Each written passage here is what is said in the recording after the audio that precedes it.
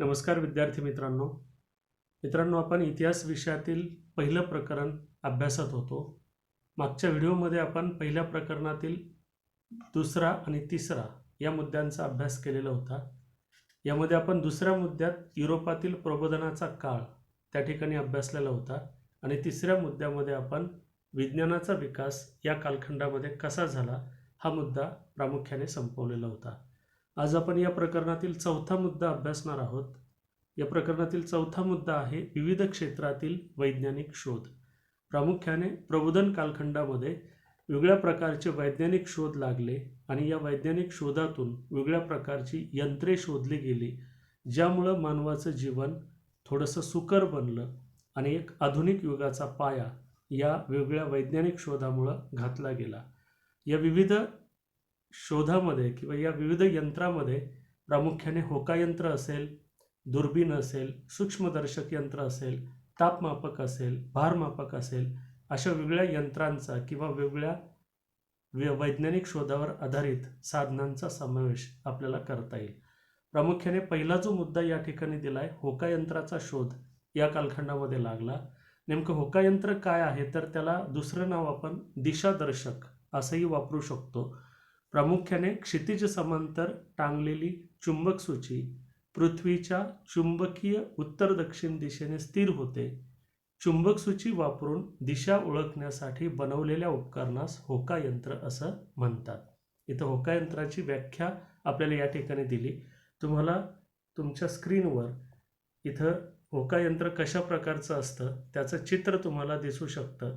प्रामुख्याने इथं जी तबकडी वापरलेली आहे याच्यामध्ये चुंबक पट्टीचा वापर या ठिकाणी केलेला आहे आणि या चुंबक पट्टीचा वापर करून प्रामुख्याने हे जे होकायंत्र आहे ते बनवलेलं आहे। याच्यात वैज्ञानिक शोध नेमकं काय आहे तर नेहमी चुंबक पट्टी जी आहे, ज्यावेळी आपण ती क्षितिज समांतर ठेवतो, पृथ्वीला समांतर ठेवतो, त्यावेळी ती पृथ्वीच्या उत्तर दक्षिण अशा दिशेला त्या ठिकाणी स्थिर होते। म्हणजे त्याचं एक टोक उत्तरेकडं आणि दुसरं टोक दक्षिणेकडं राहतं आणि या दोन दिशा एकदा लक्षात आल्या की त्यावरून आपल्याला पूर्व, पश्चिम आणि इतर ज्या उपदिशा आहेत त्यामध्ये आग्नेय, नैऋत्य, वायव्य आणि ईशान्य या दिशांचा देखील अंदाज त्या ठिकाणी बांधता येतो। प्रामुख्याने हे होकायंत्र शोधल्या गेल्यामुळं जे त्या कालखंडात समुद्र मार्गाने प्रवास करणारी खलाशी होते, दर्यावर्दी होते, त्यांच्यासाठी हे जे उपकरण आहे ते खूप त्या ठिकाणी वरदान म्हणून ठरलं गेलं। कारण अथांग सागरामध्ये नेमकं आपण कोणत्या दिशेला प्रवास करतोय, कोणत्या दिशेनं आपली बोट चाललेली आहे हे या दर्यावर्तींना लवकर कळत नसायचं। तर या होकायंत्राच्या वापरामुळं त्यांना दिशा कळायला लागली आणि त्यानुसार त्यांचा जो समुद्र प्रवास आहे तो सुकर त्या ठिकाणी होऊ लागला। याच्यामध्ये दुसरं उपकरण या ठिकाणी महत्त्वाचं ठरलं या प्रबोधन कालखंडातील, ते म्हणजे दुर्बीण। खरं तर दुर्बिणीविषयी आपण यापूर्वीच्या मुद्द्यात देखील अभ्यास केलेला आहे। गॅलिलिओनं खूप सुधारित प्रकारची दुर्बीण बनवली होती, ज्यामुळं खगोलशास्त्राचा अभ्यास खूप प्रगत अवस्थेला पोहोचला। याविषयी आपण सविस्तर माहिती मागच्या मुद्द्यात अभ्यासली, त्याच्यामुळे जास्त याच्यावर सांगत नाही। यामध्ये पुढचा जो शोध या ठिकाणी महत्त्वाचा ठरला या प्रबोधन कालखंडातला तो म्हणजे सूक्ष्मदर्शक यंत्र। इथं तुम्ही चित्रात बघू शकता वेगळ्या प्रकारचे सूक्ष्मदर्शक यंत्र या ठिकाणी सांगितलेत। एक सुरुवातीचं जे सूक्ष्मदर्शक यंत्र आहे ते या ठिकाणी तुम्हाला चित्रात दिसेल बघा। हे अगदी जुन्या काळात हुक मायक्रोस्कोप असं त्या ठिकाणी स्क्रीनवर लिहिलेलं आहे बघा। हुक नावाच्या शास्त्रज्ञानं हे थोडंसं प्रगत अवस्थेतलं सूक्ष्मदर्शक यंत्र त्या ठिकाणी शोधलेलं होतं। या हुक पूर्वी देखील भिंगाचा वापर करून सूक्ष्मदर्शक यंत्र त्या ठिकाणी निर्माण केल्याचे उल्लेख काही इतिहासात सापडतात। प्रामुख्याने या सूक्ष्मदर्शक यंत्रामुळे सूक्ष्म जंतूंचा अभ्यास करणं मानवाला सोपं गेलं। या पद्धतीनं हे वेगळे यंत्र या ठिकाणी महत्त्वाचे ठरले। याच्यामध्ये आणखी पुढचे यंत्र कोणते तर तापमापक यंत्र या ठिकाणी तुम्हाला चित्रात दिसतंय। तापमापक जुन्या काळातले कशा प्रकारचे होते, त्यानंतर पुढे बाजूला त्या ठिकाणी मर्क्युरीचा वापर करून किंवा पाऱ्याचा वापर करून तापमान मोजता येईल अशा प्रकारचे यंत्र देखील या दरम्यानच्या काळात तयार झालेलं आहे। आजच्या काळाचा विचार केला तर आज थर्मामीटर किंवा टेम्परेचर मोजण्यासाठी जे तापमापक असतात ते खूप प्रगत अवस्थेतील आहेत आजच्या काळातले। पण त्या काळाचा विचार करता या पद्धतीने जे तापमापक यंत्र मोजले गेले, त्यामुळे वातावरणाचा अभ्यास करणं या काळातील मानवाला शक्य झालंय. याच्या व्यतिरिक्त आणखी एक महत्त्वाचा वैज्ञानिक शोध या कालखंडातला, तो म्हणजे भारमापक यंत्र. प्रामुख्याने तुम्ही जर प्राचीन इतिहासाकडे वळले तर प्राचीन इतिहासामध्ये वस्तूची देवाणघेवाण करताना बार्टर सिस्टम किंवा ज्याला आपण वस्तुविनिमय पद्धत म्हणतो, तिचा वापर प्रामुख्याने केला जायचा. आणि त्यामुळं एखादी वस्तू ज्यावेळी आपण एखाद्याकडून घेतो, त्याच्या बदल्यात त्याला जी वस्तू द्यायची आहे ती किती प्रमाणात द्यायला पाहिजे, हा मोठा प्रश्न त्या ठिकाणी होता. कारण कुठलं मेजरमेंट, कुठलं मोजमाप त्या ठिकाणी नव्हतं. त्यानंतर चलन व्यवस्था अस्तित्वात आली, पण चलन व्यवस्था अस्तित्वात आल्यानंतर सुद्धा आपण विशिष्ट एवढी रक्कम समोरच्याला देतोय, त्याच्या बदल्यात किती प्रमाणात आपण त्याच्याकडून ती वस्तू घ्यावी, हा पण प्रश्न होता. आणि त्यामुळं नंतरच्या कालखंडामध्ये भारमापक यंत्र किंवा वस्तूचं वजन मोजणारे जे यंत्र आहे ते या कालखंडाच्या दरम्यान निर्माण झाले. आणि त्यामुळं व्यापाराला एक वेगळी दिशा या कालखंडामध्ये मिळाली. याच दरम्यानच्या काळात इतर देखील विविध शोध लावण्याचं काम वेगवेगळ्या संशोधकांनी केलेलं होतं. आपलं रॉबर्ट बॉईल या संशोधकाचं संशोधन या ठिकाणी मांडता येईल. त्यानं असं संशोधन किंवा सिद्धांत मांडलेला होता त्याचा, की वायूचे घनफळ त्यावरील दाबाच्या व्यस्त प्रमाणात बदलते. एक वाक्यात उत्तर द्यासाठी याच्यावर प्रश्न विचारला जाऊ शकतो की रॉबर्ट बॉईल या व्यक्तीनं कोणता सिद्धांत मांडला. तर त्यानं वायूचे घनफळ दाबाच्या व्यस्त प्रमाणात बदलते अशा प्रकारचा सिद्धांत या रॉबर्ट बॉईल या शास्त्रज्ञाने मांडलेला होता. याच दरम्यानच्या काळात वातावरणामध्ये जे वेगवेगळे वायू असतात, त्यामध्ये असेल, नायट्रोजन असेल, ऑक्सिजन असेल, हे जे हवेतील प्रमाण किती, या अनुषंगाने देखील संशोधन होण्यास या कालखंडामध्ये सुरुवात झाली. याच्या व्यतिरिक्त भौतिकशास्त्र जे आहे, आपल्याला माहिती फिजिक्स त्याला इंग्लिशमध्ये म्हटलं जातं, या भौतिकशास्त्राचा मूळ अभ्यास विषय जो मानला जातो तो उष्णता, ध्वनी, प्रकाश, ऊर्जा हे महत्त्वाचे विषय फिजिक्स अंतर्गत येतात, भौतिकशास्त्र अंतर्गत येतात. तर या अनुषंगाने भौतिकशास्त्राच्या विद्याशाखेत देखील प्रगती या कालखंडात सुरू झाली. यामध्ये उष्णतेचा अभ्यास सुरू झाला, ध्वनीचा अभ्यास या कालखंडात सुरू झाला. या पद्धतीनं भौतिकशास्त्राच्या अभ्यासाला या काळात प्राधान्य मिळालं. त्याचबरोबर प्राणीशास्त्रात देखील खूप मोठ्या प्रमाणात या प्रबोधन कालखंडामध्ये अभ्यास करण्यास सुरुवात झाली. यामध्ये प्राण्याच्या वर्गवारी संबंधी संशोधन करणारं जे शास्त्र असतं त्याला प्राणीशास्त्र असं म्हटलं जातं. तर या कालखंडात प्राणीशास्त्राचा अभ्यास देखील मोठ्या प्रमाणात सुरू झाला. एकूणच या मुद्द्यातून आपल्या असं लक्षात येईल की प्रबोधन कालखंडामध्ये त्या ठिकाणी युरोप खंडात वेगवेगळ्या ज्ञानशाखामध्ये किंवा वेगळ्या वैज्ञानिक क्षेत्रात कशा पद्धतीचं संशोधन घडून आलं हे आपल्या लक्षात येईल. आता या विज्ञानाचा परिणाम, संशोधन घडले, वेगवेगळे यंत्र शोधले गेले, त्याचा परिणाम इतर जे क्षेत्र आहेत त्याच्यावर होणं स्वाभाविक होतं. त्याच्यामध्ये वस्त्रोद्योग असेल, धातुविज्ञान असेल, यावर या सगळ्या वैज्ञानिक शोधांचा प्रभाव पडणं स्वाभाविक होतं. याचबरोबर या वैज्ञानिक शोधातून जे वेगवेगळे यंत्र निर्माण झालेत, या यंत्राचा वापर मानवाने आपल्या प्रगतीसाठी कसा साधला, कसा करून घेतला, हेही या ठिकाणी या मुद्द्यात पाहणं आपल्याला संयुक्त ठरेल. यामध्ये पहिला जो उपमुद्दा आहे विविध क्षेत्रातील वैज्ञानिक शोध, यामध्ये पहिला उपमुद्दा आपल्याला अभ्यासायचा आहे तो म्हणजे वस्त्रोद्योग.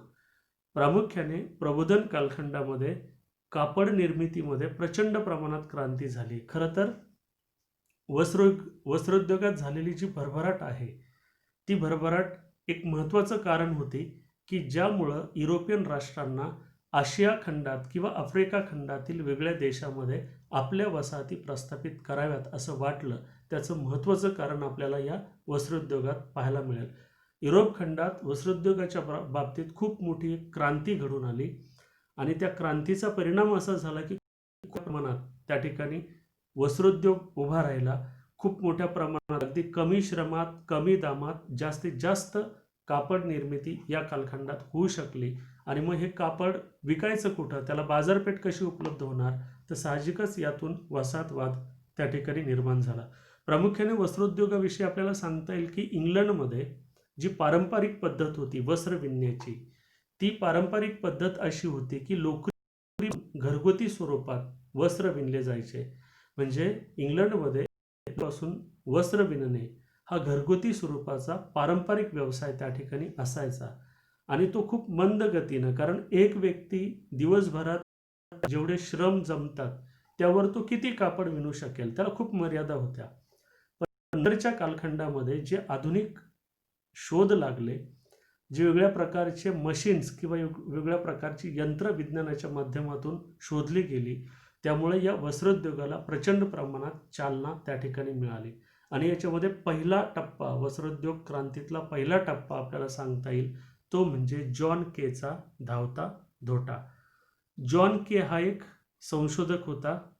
वस्त्रोद्योगामध्ये त्याची खूप मोठी कामगिरी मानली जाते, किंवा वस्त्रोद्योग ज्या व्यक्तीच्या संशोधनापासून पुढं भरभराटीस आला त्याचा पहिलाच टप्पा आपल्याला म्हणता येईल, पहिला क्रांतीचा टप्पा म्हणता येईल तो जॉन केनं केलेल्या संशोधनाच्या माध्यमातून.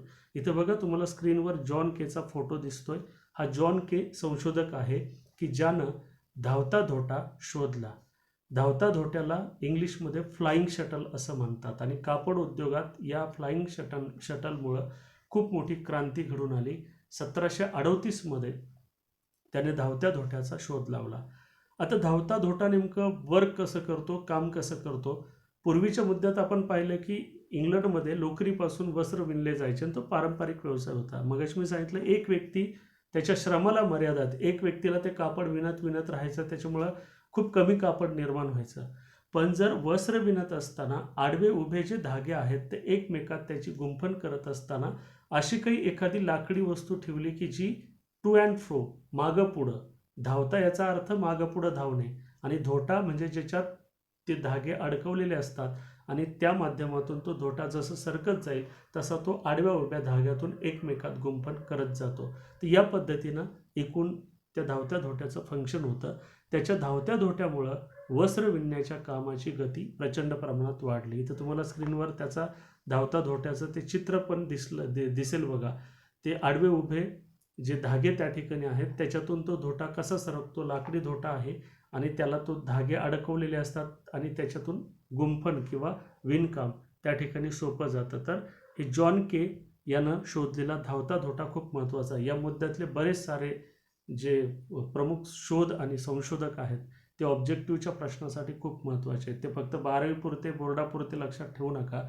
जर तुम्ही पुढं BA झालात, ग्रॅज्युएशन कंप्लीट केल्यानंतर जर आपल्याला MPSC UPSC सारख्या स्पर्धा परीक्षा द्यायच्या असतील तर आपल्याला हे सगळे प्रश्न तिथं तेवढेच महत्त्वाचे आहेत. म्हणजे तुम्ही आत्ता जे अभ्यासणार आहात ते अगदी MPSC UPSC परीक्षेच्या अभ्यासाचा देखील एक भाग असतं. तर त्याच्यावर एक प्रश्न येऊ शकतो, धावत्या धोट्याचा जनक कोण किंवा संशोधक कोण? तर जॉन के हा धावता धोट्याचा जनक होता. यानंतर पुढचा मुद्दा या ठिकाणी जेम्स हारग्रीव्ज. वस्त्रोद्योगाच्या क्रांतीतला पुढचा टप्पा आपल्याला सांगता येईल जेम्स हारग्रीव्जच्या माध्यमातून. स्पिनिंग जेनी नावाचं मशीन किंवा यंत्र त्यानं तयार केलं. तर इथं तुम्हाला चित्रात दिसतंय बघा, जेम्स हारग्रीव्जचा फोटो या ठिकाणी दिलाय आणि त्यानं जे स्पिनिंग जेनी नावाचं यंत्र तयार केलं तर इसवी सन 1760मध्ये, ते यंत्र देखील या ठिकाणी तुम्हाला दिलंय. या यंत्राचं वैशिष्ट्य असं होतं की एका वेळी 8 रीळ म्हणजे 8 धाग्यांची जे रीळ असतात ते लावण्याची सुविधा या मशीनला होती आणि त्यामुळं कामाचा वेग आणि उत्पादन खूप मोठ्या प्रमाणात वाढलं या मशीनमुळं आणि मानवी जे श्रम आहेत ते कमी झाले. हा फायदा या ठिकाणी या जेम्स हारग्रीव्जच्या स्पिनिंग जेनीचा होता. आता या ठिकाणी एक व्हिडिओ उपलब्ध झाला आहे मला, स्पिनिंग जेनीचं काम कसं चालायचं किंवा कसं चालतंय, स्पिनिंग जेनी मशीन कसं वर्कआउट करतं त्याच्याविषयी एक व्हिडिओ या ठिकाणी उपलब्ध झाला आहे. तो अगोदर आपण समजून घेऊ.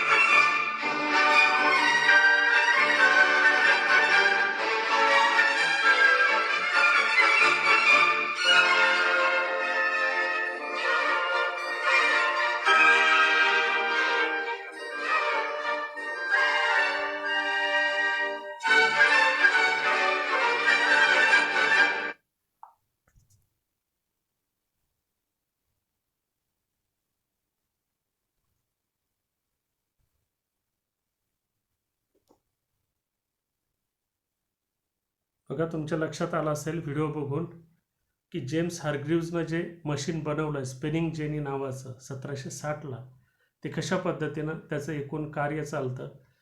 एका वेळी 8 रेडे लावण्याची सुविधा त्याच्यात त्या ठिकाणी होती आणि त्यानुसार कामाचा वेग यामुळं प्रचंड प्रमाणात वाढला, उत्पादन त्याचं वाढलं आणि त्यासोबत श्रम जे लागतात ते त्या ठिकाणी कमी झाले. त्यामुळे निश्चित पहिला जो टप्पा आपण पाहिला आहे वस्त्रोद्योगातल्या क्रांतीतला, तो जॉन के या व्यक्तीनं शोधलेला धावता दोटा.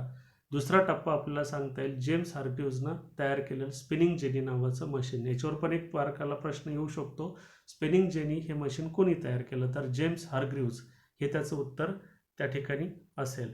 यानंतर तिसरा टप्पा आपल्याला सांगता येईल वस्त्रोद्योग क्रांतीतला, तो म्हणजे रिचर्ड आर्कराइट यानं 1769 सूत कातण्यासाठी सुधारित यंत्र त्या ठिकाणी तयार केलं. इथं तुम्हाला फोटोत रिचर्ड आर्कराइटचा फोटो दिसतोय आणि त्याच्यासोबत त्यानं सूत कताईसाठी जी फ्रेम वापरली, लाकडी फ्रेम त्या ठिकाणी त्यानं वापरली, त्याला स्पिनिंग फ्रेम असं म्हटलं गेलं. तर सूत कताई म्हणजे काय, तर कापसापासून धागा तयार करणं, याला सूत कताई असं म्हणतात. तर इथं 2-3 मुद्दे महत्त्वाचे आहेत. अगोदर कापसापासून धागा आणि धाग्यापासून कापड विणणं. तर 1769 या रिचर्ड आर्कराइटनं एक सुधारित असं यंत्र त्या ठिकाणी तयार केलं सूत कताईचं आणि याचा फायदा असा झाला की अधिक पिळदार आणि मजबूत धागे या मशीनच्या माध्यमातून तयार होऊ लागले. त्यामुळे ही एक महत्त्वाची क्रांती वस्त्रोद्योगात मानली जाते. याच्यानंतर पुढचा महत्त्वाचा टप्पा वस्त्रोद्योगातला आपल्याला सांगता येईल, तो म्हणजे सॅम्युअल क्रॉम्प्टन या व्यक्तीनं इसवी सन 1779 म्यूल नावाचं सूत कताई यंत्र त्या ठिकाणी निर्माण केलं. याच्यावर पुन्हा एक मार्काला प्रश्न येऊ शकतो, म्यूलचा जनक कोण किंवा म्यूल हे यंत्र कोणी तयार केलं. इथं तुमच्या लक्षात येईल सॅम्युअल क्रॉम्प्टनचा फोटो इथं दिलाय आणि त्याचं म्यूल यंत्र जे आहे तर ते कशा स्वरूपाचं होतं, त्याची एकूण रचना कशी होती, याची आयडिया, याची कल्पना तुम्हाला त्या ठिकाणी येईल. त्याच्या या शोधामुळं वस्त्र बनण्याच्या कामाचा वेग 200 पटीनं त्या ठिकाणी वाढला. म्हणजे खूप मोठा एक टप्पा वस्त्रोद्योगाच्या क्रांतीतला एक खूप मोठा टप्पा आपल्याला या माध्यमातून मानता येईल. यानंतर एडमंड कार्टराइट याचं संशोधन या ठिकाणी महत्त्वाचं आहे. या एडमंड कार्टराइटनं इसवी सन 1785 यंत्रमाग हे मशीन त्या ठिकाणी बनवलं, ज्याच्या आधारे त्या ठिकाणी सूत कताई करणं सोपं गेलं. ही एक महत्त्वाची क्रांती वस्त्रोद्योगातली मानली जाते. या व्यतिरिक्त इसवी सन 1793 कॉटन जीन नावाचं एक त्या ठिकाणी यंत्र तयार केलं. त्याच्या संशोधकाचं नाव आपल्याला पुस्तकात दिलेलं नाही, पण 1793 हे कॉटन जीन नावाचं एक यंत्र आलं की ज्यामुळं कापसापासून सरकी जास्त वेगानं कशी वेगळी करता येईल यासाठीचं ते मशीन त्या ठिकाणी होतं आणि त्यामुळं वस्त्रोद्योगात हे मशीन देखील महत्त्वाचं ठरलं. म्हणजे एकूण या मुद्द्याचा जर आपण विचार केला तर जी पारंपरिक पद्धती होती, हस्तमाग किंवा हातानं विणकाम करण्याची जी पारंपरिक पद्धत होती, ती जाऊन यंत्राचा वापर वस्त्रोद्योग क्षेत्रामध्ये जास्तीत जास्त वाढला. जॉन केच्या माध्यमातून धावता दोटा आला, जेम्स हार्ग्रीव्जच्या माध्यमातून स्पिनिंग जेनी हे मशीन त्या ठिकाणी आलं, रिचर्ड आर्कराइटच्या माध्यमातून सूत कताईचं यंत्र आलं, सॅम्युअल क्रॉम्प्टन याच्या माध्यमातून मूल नावाचं यंत्र त्या ठिकाणी आलं आणि एडमंड कार्टराइट यानं बनवलेलं यंत्रमाग आणि शेवटचं आपण कॉटन जीन हे एक यंत्र या ठिकाणी पाहिलं. या प्रत्येक टप्प्यात वस्त्रोद्योग, त्यातील क्रांती, त्या वस्त्रोद्योगासाठी लागणारा श्रम जे आहे ते कमी झालं आणि त्यातून उत्पादन जे आहे ते अधिकाधिक वाढल्याचं आपल्याला या ठिकाणी दिसेल. या पद्धतीनं हा मुद्दा इथं आपला संपलाय. चौथ्या मुद्द्यातला पुढचा उपमुद्दा आपल्याला अभ्यासायचा आहे, तो म्हणजे धातू विज्ञान. प्रामुख्याने धातू विज्ञानाच्या बाबतीत देखील या कालखंडात घडून आली एक वेगळा बदल किंवा एक खूप मोठा स्थित्यंतर, खूप मोठा विकास या कालखंडात धातू विज्ञानाच्या बाबतीत घडून आलाय. याच्यावर हा मुद्दा अभ्यासण्यापूर्वी एक प्रश्न मी तुम्हाला सांगू इच्छितो की कारणं द्यासाठी एक प्रश्न विचारला जाऊ शकेल कदाचित, इंग्लंडमध्ये लोखंडाचे उत्पादन वाढले, कारणं द्या, किंवा धातू उद्योगामध्ये प्रचंड क्रांती झाली, कारणं द्या. धातू उद्योगामध्ये इंग्लंड या देशानं खूप प्रगती केली, कारणं द्या. अशी वेगळी प्रश्न कारणं द्यासाठी विचारले जाऊ शकतात. कारण स्वरूपात जर आपण हा मुद्दा समजावून घेतला तर आपल्या लक्षात येईल की मुळात इंग्लंडमध्ये लोखंडाच्या खाणी जास्तीत जास्त होत्या. म्हणजे कच्च्या स्वरूपाचं जे लोह खनिज आहे ते जमिनीतून मिळतं आणि त्या ज्या खाणी आहेत त्या इंग्लंडमध्ये जास्त प्रमाणात होत्या. व्यवसाय ज्यावेळी विकसित होतो त्यावेळी काही महत्त्वाचे घटक त्याला कारणीभूत ठरतात.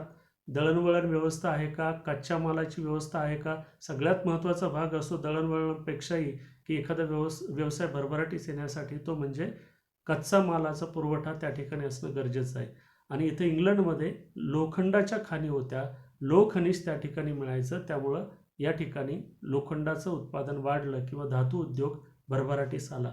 याच्यामध्ये दुसरं कारण आपल्याला सांगता येईल की लोह खनिजापासून शुद्ध लोखंड निर्माण करण्याची तंत्रात सुधारणा झाली आणि ती करण्याची गरज होती, ती गरज या कालखंडामध्ये पूर्ण झाली. पूर्वीच्या काळात लाकडाचा वापर केला जायचा लोखंड शुद्ध करण्यासाठी. मुळात लाकडाचा वापर कसा व्हायचा तर लोखंड शुद्ध करण्यासाठी त्या ठिकाणी भट्टी असणं गरजेचं आहे, म्हणजे अनावश्यक भाग जळून जाईल आणि नेमकं जे लोखंड आहे ते शिल्लक राहील. तर नंतरचा टप्पा असा आला सुधारणावादी कालखंडामध्ये किंवा ज्याला आपण प्रबोधन कालखंड म्हणू, त्या कालखंडामध्ये लाकडाऐवजी दगडी कोळसा वापरण्यात यायला लागला आणि त्यामुळं दगडी कोळशामुळं उच्चतम तापमान निर्माण करणाऱ्या भट्ट्या या काळात तयार करता आल्या आणि म्हणून लोखंडाचा उद्योग जो आहे किंवा धातू उद्योग या कालखंडात इंग्लंडमध्ये भरभराटीस आला. प्रामुख्याने कोळशाच्या भट्ट्या रसरशीत तापवणे आणि या भट्ट्यामध्ये हवा खेळती ठेवण्यासाठी स्वतंत्र यंत्र देखील निर्माण केली गेली. म्हणजे भट्ट्यातला तो जाळ जो आहे तो रसरशीत तापवण्यासाठी, पुन्हा तो तापवण्यासाठी हवा दिली जाते. बघा तुम्ही लोहाराचा भाता पाहिला असेल कदाचित. तो लोहार लोखंडाच्या वस्तू बनवत असताना ते जे लोखंड आहेत ते अतिशय त्या कोळशात तापून घेतो, पण तत्पूर्वी त्याचा भाता तो असा खेचतात किंवा ते फिरवायचं देखील त्या ठिकाणी असतं. हवेनं तो जो कोळसा आहे तो शिलकता ठेवतात. अशा पद्धतीनं काही यंत्र आले की त्या भट्टीतली हवा खेळती राहील आणि जास्तीत जास्त तापमान त्या ठिकाणी निर्माण होऊ शकेल. हे इंग्लंडमध्ये शक्य झालं आणि त्यामुळं या ठिकाणी धातू उद्योग प्रचंड भरभराटीस आला. यानंतर 1783 मध्ये इंग्लंडचा रस सन 1783 मध्ये लोखंडाचा रस लोखंडी पट्टिका तयार करण्यात आली. हाच एक महत्त्वाचा भाग या ठिकाणी होता की रेल्वे रूळ जे आहेत ते या पद्धतीनं तयार करता येऊ शकतात. ही आयडिया, ही कल्पना या कालखंडातल्या संशोधकांना सुचली आणि त्या पद्धतीनं रेल्वे मार्ग किंवा लोहमार्गाचा विकास देखील या ठिकाणी घडून आला. इसवी सन 1865 मध्ये लोखंडाच्या रसाचे पोलादात रूपांतर करण्याच्या प्रक्रियेचा देखील शोध लागला. म्हणजे एकूणच धातू उद्योगामध्ये या कालखंडामध्ये खूप मोठी भरभराट झाल्याचं आपल्याला दिसेल. यानंतर या चौथ्या मुद्द्यातला पुढचा उपमुद्दा आपल्याला अभ्यासायचा आहे तो म्हणजे यंत्राचा उपयोग. या कालखंडामध्ये यंत्रसामुग्रीचा जास्तीत जास्त उपयोग या काळातील लोकांनी केल्याचं आपल्याला दिसेल आणि त्यामुळंच जास्तीत जास्त उद्योगधंदे या काळात भरभराटीस आलेलं देखील आपल्याला दिसेल. मुळात या काळातील मानव इतका हुशार होता किंवा त्याला आपण बुद्धिमान मानव म्हणू की एका यंत्राचा शोध ते यंत्र पर्टिक्युलर त्याच एका क्षेत्रात न वापरता त्याचा वापर आणखी इतर क्षेत्रात आपण करू शकतो याचा विचार देखील या काळातील मानवानं त्या ठिकाणी केलेला होता. आणि त्यामुळं खूप सारे एक जरी यंत्र एखाद्या संशोधकाने शोधलेलं असलं तरी त्याचा वापर करून इतर क्षेत्रामध्ये त्या ठिकाणी आणखीन नवनवीन यंत्र शोधण्यामध्ये या काळातील मानवाला यश आलं. याच्यामध्ये विविध यंत्रे आणि त्याचे उपयोग हा मुद्दा या ठिकाणी आहे. इसवी सन 1783 मध्ये बेल या व्यक्तीनं रोलर सिलेंडर प्रिंटिंग नावाचं एक यंत्र त्या ठिकाणी सुरू केलं आणि याचा जो हेतू होता, याचा जो वापर होता तो कापडावरील छपाईसाठी त्यानं या मशीनचा वापर केला. यापूर्वी आपण युरोपातील प्रबोधन काळाच्या त्या मुद्द्यात अभ्यासले की जोहान्स गुटेनबर्ग या व्यक्तीला मुद्रण कलेचा जनक म्हणतात, पण त्यानं जे मशीन केलं ते कागदावर छपाईचं मशीन तयार केलं. पण इथं जे मशीन तयार केले गेले 1783ला ते रोलर सिलेंडर प्रिंटिंग हे मशीन होतं की ज्याचा वापर कापडावरील जी छपाई आहे ती छपाई करण्यासाठी केला गेला. साहजिकच या मशीनचा फायदा पुन्हा वस्त्रोद्योग कलेमध्ये जास्तीत जास्त झाल्याचं आपल्याला दिसेल. या व्यतिरिक्त पुढचं यंत्र त्या ठिकाणी आहे ते म्हणजे 1809 मध्ये बोटाचे आतील तळवे जे असतात ते आणि टाचा एकमेकांना जोडण्यासाठीचं एक स्वतंत्र यंत्र या काळात निर्माण झालं. यानंतर शिलाई मशीन या काळात आल्या. जसं वस्त्रोद्योग खूप मोठ्या प्रमाणात भरभराटीस आला, तसं हे कपडे शिवण्यासाठी शिलाई मशीन ज्या आहेत त्याचं तंत्र या काळातील मानवानं शोधलं. ते एक महत्त्वाचा भाग या काळातील यंत्र उपयोगाचा आपल्याला सांगता येईल. सगळ्यात महत्त्वाचा टप्पा जर कुठला सांगायचा असेल तर या कालखंडामध्ये बाष्पशक्तीवर चालणारी खूप सारी यंत्र आली. याच्यावर एक मार्काला प्रश्न विचारला जाऊ शकतो, बाष्पशक्तीवर चालणारं स्टीम इंजिन कोणी शोधलं, कोणत्या शास्त्रज्ञानं शोधलं? तर जेम्स वॅट या शास्त्रज्ञाने इसवी सन 1776 मध्ये बाष्पशक्तीवर चालणारं स्टीम इंजिन त्या ठिकाणी शोधलेलं होतं. याच्यावर पुन्हा पुढचा एक 3 मार्काला कदाचित प्रश्न येऊ शकतो की बाष्पशक्तीवरील यंत्रे एक क्रांती स्पष्ट करा, तुमचं मत स्पष्ट करा, किंवा बाष्पशक्तीचे विविध उपयोग स्पष्ट करा. मूळ मुद्दा आपला असा आहे की जेम्स वॅट यानं इसवी सन 1776 मध्ये बाष्पशक्तीवर चालणारं स्टीम इंजिन शोधलं. सुरुवातीला खाणीतून कोळसा आणि कच्चे लोखंड बाहेर काढण्यासाठी या स्टीम इंजिनचा वापर केला गेला. हा पहिला उपयोग. ज्यावेळी जेम्स वॅटनं हे मशीन शोधलं त्यावेळी त्याचा हेतू हा होता की खाणीतून दगडी कोळसा किंवा लोखंड जे आहे ते बाहेर काढलं जावं. नंतर या स्टीम इंजिनचा वापर वस्त्रोद्योगात देखील केला गेला. याच्या पुढं काही इतर उपयोग देखील या स्टीम इंजिनचे किंवा या स्टीम इंजिनपासून प्रेरणा घेऊन संशोधकांनी वेगळ्या ठिकाणी वेगळ्या क्षेत्रात हे बाष्पशक्तीवर चालणाऱ्या इंजिनचा वापर केला. यामध्ये दुसरा मुद्दा या ठिकाणी आपल्याला सांगता येईल, उपमुद्दा, जिथं बाष्पशक्तीवर चालणाऱ्या यंत्राचा वापर केला गेला ते म्हणजे शेतीकाम. प्रामुख्याने बाष्पशक्तीवर चालणारे नांगर, कापणी यंत्र हे त्या ठिकाणी वापरले जाऊ लागले. त्यामुळे शेतीची कामे जलद होऊ लागली. त्याचबरोबर ही कामं करण्यासाठी लागणारं श्रम जे आहे, कष्ट जे आहेत ते कमी झाले. यानंतर अमेरिकेत रॉबर्ट फुलटन या व्यक्तीनं, या संशोधकानं क्लेअरमॉन्ट ही बोट बाष्पशक्तीवर चालवली. ती एक स्वतंत्र बोट त्यानं तयार केली, म्हणजे बोट पण बाष्पशक्तीवर चालायला लागली. याच दरम्यानच्या काळात जॉर्ज स्टीफन्सन यानं बाष्पशक्तीच्या आधारे जमिनीवर वाहतूक करण्याचा प्रयत्न केला. आपल्याला माहिती आहे रोडवेजवर आत्ताच्या काळात जी वाहतूक चालते ती पेट्रोल डिझेलच्या माध्यमातून चालते, पण या दरम्यानच्या काळात जॉर्ज स्टीफन्सननं बाष्पशक्तीच्या आधारे जमिनीवर वाहतूक करण्याचा प्रयत्न त्या ठिकाणी केला. याच दरम्यान बाष्पशक्तीवर चालणारं आगगाडीचं इंजिन देखील तयार करण्यात आलं आणि या इंजिनचा पहिला जो प्रवास होता तो लिव्हरपूल ते मँचेस्टर या 2 शहरादरम्यानचं अंतर या रेल्वे इंजिननं पार केलं. साहजिकच याचा फायदा असा झाला की नंतरच्या काळात स्टीम इंजिन असलेल्या रेल्वे खूप मोठ्या प्रमाणात वाढल्या आणि त्यातून रेल्वे सेवा जी आहे ती विकसित झाली. रेल्वे सेवा युरोप खंडात विस्तारली. त्याचा फायदा पुन्हा असा झाला की प्रवासासाठी लागणारा वेळ कमी झाला आणि प्रामुख्याने एका ठिकाणाहून दुसऱ्या ठिकाणी मोठ्या प्रमाणात जो माल आहे, उत्पादित माल आहे, तो बाजारपेठेपर्यंत पोहोचवणं या कालखंडातील व्यापाऱ्यांना शक्य झालं. त्याचबरोबर याच रेल्वेच्या आधारे इतर देशामध्ये आपल्या वसाहती प्रस्थापित करणं देखील या व्यापाऱ्यांना शक्य झालं. या पद्धतीनं हा जो तिसरा मुद्दा आहे तो आपण या ठिकाणी संपवलाय.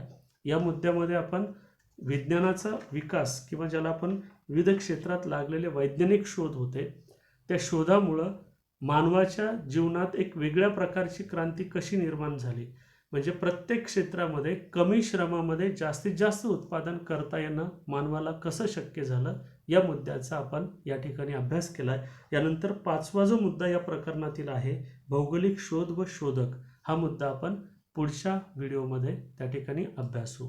या ठिकाणी आपण थांबू. सर्वांचे धन्यवाद.